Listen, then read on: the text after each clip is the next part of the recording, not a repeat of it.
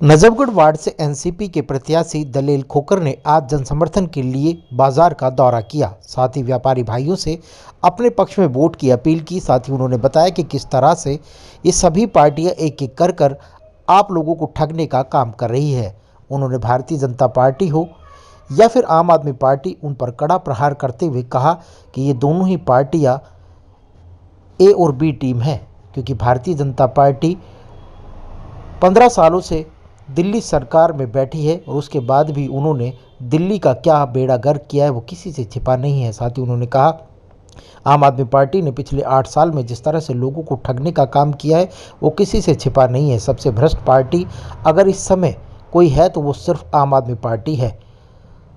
पिछले 15 सालों में दिल्ली में किस तरह से भ्रष्टाचार हुए हैं एमसीडी में वो किसी से छिपा नहीं है। 15 सालों में कूड़े के ढेर लगाकर दिल्ली को नर्क में धकेलने का काम भारतीय जनता पार्टी ने किया है। अब की बार दिल्ली की जनता ने मन बना लिया है कि एनसीपी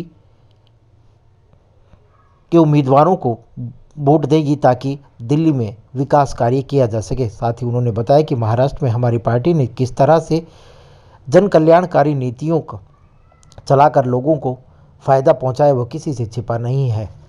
हम लोगों ने किसानों के पक्ष में किस तरह फैसले लिए वो किसी को बताने की आवश्यकता नहीं है, क्योंकि जब वो कृषि मंत्री शरद पवार थे तब भी उन्होंने किसानों के हित में बड़े बड़े फैसले लेकर किसानों को फ़ायदा पहुंचाने का काम किया। साथ ही उन्होंने कहा भारतीय जनता पार्टी सिर्फ झूठ की राजनीति करती है, जातिवाद फैलाने का काम करती है। भारतीय जनता पार्टी की कथनी और करनी में अंतर है, वो बड़े व्यापारियों की पार्टी है। साथ ही इनकी बी टीम जो आम आदमी पार्टी है वो भी लोगों को ठगने का काम करती है।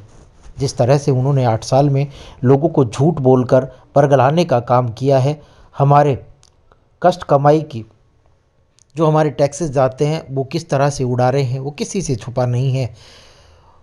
उनके मंत्री आज भी भ्रष्टाचार के आरोप में जेल में बंद है और उनके जो मंत्री हैं वो दिल्ली की जेलों में बैठकर मसाज कराने का काम करते हैं और उनके मुख्यमंत्री और उप मुख्यमंत्री उन्हें बचाने का काम करते हैं। पंजाब को सूना छोड़कर दोनों ही पार्टियां अपने अपने रोड शो में लगी हुई हैं और गुजरात में चुनाव प्रचार कर रही हैं। भारतीय जनता पार्टी की हालत तो बिल्कुल खस्ता है, क्योंकि कई सूबे के मुख्यमंत्रियों को यहाँ प्रचार करने आना पड़ा। अगर ऐसे ही इन लोगों ने विकास कार्य किए होते तो उन लोगों को अब जनता के बीच इस तरह नहीं जाना पड़ता और अपने विकास कार्य जनता को गिनवाते तो जनता इन पर विश्वास करती। लेकिन जनता का विश्वास भारतीय जनता पार्टी और आम आदमी पार्टी खो चुकी है।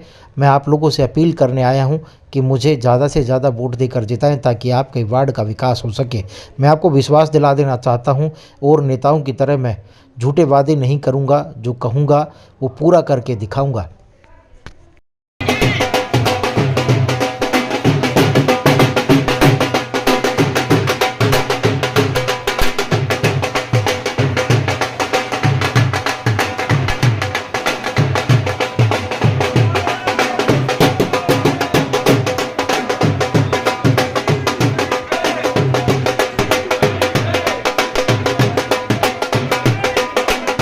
मैं ये मैं ये कहना चाह रहा हूँ कि बाजार की डिमांड में हमने दोबारा रैली निकाली और बहुत अच्छा बहुमत मिल रहा है और समर्थन बहुत मिला। जैसे कि आपको पता है, आप हमारे साथ हो और पब्लिक की तरफ से भी कितना स्वागत हो रहा है। और हमारी मेन समस्या जो हमने समस्या रखी है, एक तो सफाई की है मेन, एक बुढ़ापा पेंशन जो रुकी हुई है जिसकी नहीं बनी है, और एक सबसे बड़ी समस्या है कि गरीब को पेंशन नहीं मिलती। हम अगर पावर में आते तो गरीब की सही हिसाब से गरीब को जिसका हक है उसको मिलेगा। एक राशन कार्ड में दुकानों पे बड़ी धांधली हो रही है, जिसको राशन मिलना चाहिए उसको राशन नहीं मिलता, और वैसे होते हैं। और हम अगर पावर में आते हैं तो इसका समाधान करेंगे। और सबसे बड़ी ये है कि गरीब आदमी अपने तो 10 पैसे में मकान में लगाता है, पुलिस और एमसीडी वहां पहुंच जाती है। अगर हम पावर में आते, ये विश्वास दिलाना चाहता हूँ कि ये हमारे वार्ड में होगा नहीं, ये धांधलेबाजी नहीं होने देंगे, ठीक है। और नालियां बंद पड़ी है, सीवर बंद पड़े हैं, अगर हम पावर में आते उसको सबसे पहले फर्स्ट उस पर लेंगे और सफाई का ज्यादा से ज्यादा ध्यान रखेंगे। रेहड़ी पटरी वालों के लिए अगर हम पावर में आए तो उनके साथ अन्याय नहीं होने देंगे, ठीक है।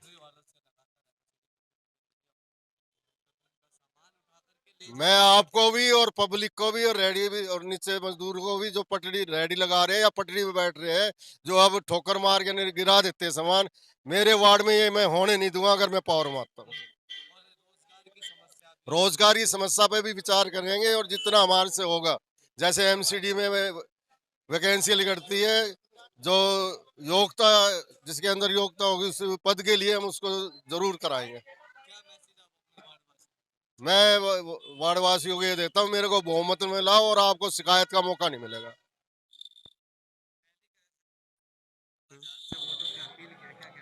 भाई ये कहेंगे दिलेर जी के साथ रहो, उनको भारी बहुमत से जितवाओ।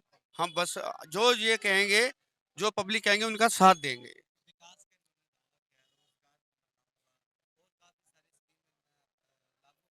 हाँ, बिल्कुल कर पाएंगे, बिल्कुल। जब सत्ता में आएंगे सब कुछ करेंगे, सबकी सुनेंगे, सबकी करेंगे। पहले भी करते हैं बिना उसके भी, और अब भी करेंगे। स्वभाव बहुत अच्छा है। फिर दिलेर, उनका बहुत अच्छा स्वभाव है। हम जो बचपन से देखा है, इन्हीं के छत्र छाव में रहे हैं हम। तेल खोकर हमारे मसीहा है और भाई सबके भीड़ बड़ी माँ काम आऊंगे, जो भी करेंगे हमारे सही सही नीति तक करेंगे। दलेल खोखर को, दलेल खोखर को वोट देंगे। अच्छा, हमारा अच्छा काम कर रहा है, सबकी सेवा पानी कर रहा है। हम सारा काम कर दिया, बहुत काम करेगा रे। हमने उम्मीद है, ईमानदार व्यक्ति है और जन जन की सेवा करते हैं और ऐसा मानुस है अपना दौर से भी खर्च कर देता है। बहुत अच्छा आदमी है, बहुत अच्छा। इंसान है, सब घड़ी पे वोट देंगे हम। मिला हूं और मैंने देखा है आज तक जितना इन लोगों ने हमारा समर्थन किया है, आपको किसी भी समस्या, किसी भी समुदाय और किसी भी परेशानी के लिए अगर इनकी जरूरत हो, ये हमेशा तत्पर खड़े हैं।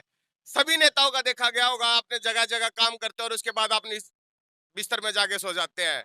गली के लोग या कोई भी, हमें भी अपने आप की युवा संस्था को जिसने भी देखा होगा, उसको जो समस्या होती है क्या होती है, वोट के लिए तो आज हम सुन के किसी का भी समर्थन कर देते हैं, किसी भी नेता का कर देते हैं। हम ये नहीं कह रहे जो काम अच्छा करे हम उसका समर्थन क्यों ना करके चले।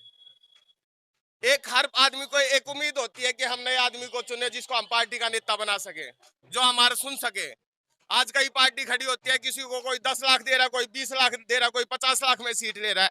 जो आदमी अपने खर्चे पे, जो अपने आदमी खर्चे पे आपके साथ खड़ा होने के लिए तैयार हो रहा है, तो उसके लिए क्या करोगे? मेरा सबसे यही जवाब है, क्या आपके इसके लिए समर्थक हो तो कृपया करके गढ़ी को हमारी को जिताने में हमारी मदद करें। दलेल खोखर जी ये लगा लो साक्षात भगवान की तरह वर्किंग के लिए, दिन रात 24 घंटे 7 दिन। अगर किसी बंदे को कभी जरूरत पड़ी है, जितने आदमी खड़े हैं यहाँ पे, या किसी से भी पूछ लेना, इन्होंने हमेशा उसकी मदद करी है।